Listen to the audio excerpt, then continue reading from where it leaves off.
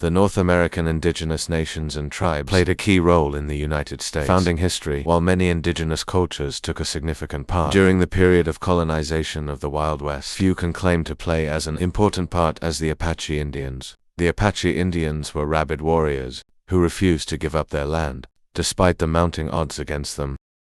The Apaches are a group of culturally related Native American tribes in the southwestern United States.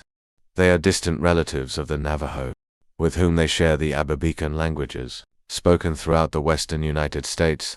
Historically, the Apache homelands contained areas that now correspond to eastern Arizona, northern Mexico, New Mexico, western Texas, and southern Colorado. These areas are known collectively as Apache territory. The early Apaches were a nomadic people, covering a wide area of the United States, wandering as far south as Mexico. They were primarily hunters and gatherers, with some groups hunting buffalo and others engaging in limited farming. The Apache lived in two kinds of traditional homes, the wickiups and teepees. The wickiup was more of a permanent home, its frame made of tree saplings, forming a dome covered with barker grass. The tents, called teepees, were a temporary home that could easily be relocated when the tribe needed to move around to hunt buffalo, to haul their tents and other items when they moved. The Apache used a type of sled called a that could be filled with items and then pulled along by dogs. When the Europeans brought horses to the Americas, the Apache started using horses to drag the Since horses were much bigger and stronger, the travois could be larger and carry many more belongings. This also allowed the Apaches to make bigger tents.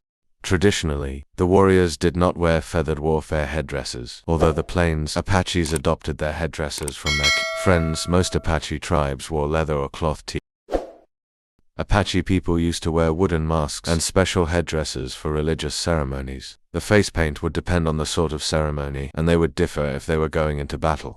Whenever a tribal chief was chosen, it was done democratically. The Apache's decision to choose their leadership was based on respect for each candidate. If the candidate did not enjoy the respect of many in the tribe, he would lose his position. For the Apache, a strong trust of the tribe's members and their leader was important. The Apache tribes have a steep history of fighting for their territory. They fought against the Spanish and Mexican invaders during the 17th century and the Americans during the 19th century. The bravery of these indigenous warriors are mirrored in the very name by which they are called. The term Apache probably comes from the word Apache, which means enemy in the Zuni language, of the indigenous people who lived west of New Mexico. When the horse and gun trade concentrated in the Central Plains around 1750, Indian raids by formerly nomadic groups such as the Comanche increased significantly. The Apaches who lived on the plains were severely pressured by the Comanche and had to retreat to the south and west. Eventually, these displaced Apaches escalated their raids against other Indians and settlers for food and livestock. Apache raids against settlers and migrants crossing their land continued during the westward expansion period of the United States and the acquisition of New Mexico by the United States. In 1848, there were three Apache tribes that stood out: the Chiricahua tribe, the Jicarilla tribe, and the Mescalero tribe. The Chiricahua were the Apaches of the Great Mountain, named so after their ancient home in the foothills of southeastern Arizona. They were the most pugnacious of the Arizona Indians. Their raids extended into New Mexico, southern Arizona, and northern Sonora, Mexico. Some of the most notable leaders were Naish and Geronimo. The Hickory were one of 6 groups that migrated out of Canada between about 13 and 1580. Heading south, they settled in the southwest, where their traditional homeland covered more than 50 million acres in northern New Mexico, southern Colorado, and western Oklahoma. The Mescalero were one of the most vicious Apache groups in the southwest. When defending their homeland, nomadic hunters and warriors, they moved from place to place, riding their wickiup in Texas, Arizona, and Mexico between 17 and 1750. Many Mescalero groups were dislodged from the southern plains in central Texas by their Comanche enemies. By this time, they had taken refuge in the mountains of New Mexico, West Texas, and Mexico in the late 1800s.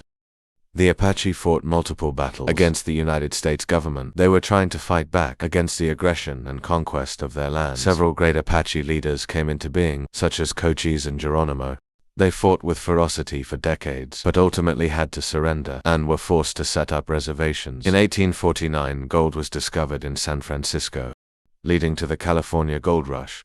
Many American citizens living in the East began to migrate to California. As a result, They would often cross in and out of Apache lands. The tense relationship between the Apaches and the Americans began to turn hostile. These became known as the Apache Wars.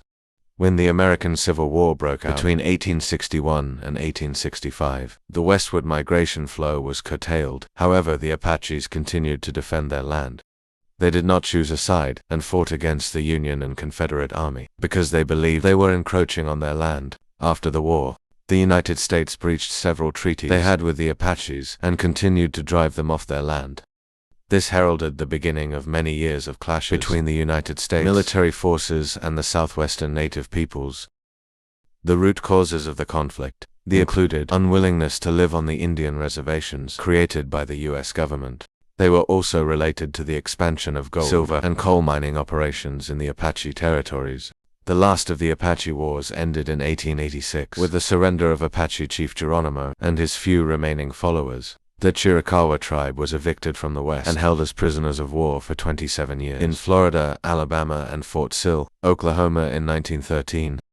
Members of the tribe were given the option of taking land plots in Oklahoma or living in New Mexico on the Mascara Reservation. In a 2000 cultural census carried out in the United States, about 57,000 people identified themselves solely as Apache. Another 40,000 people reported being part Apache. Today, many Apaches live on reservations in Arizona and New Mexico. Farming, ranching, and tourism-related businesses are significant economic activities for these people. Although they live in modern times, they still keep their ancestral beliefs and traditions alive.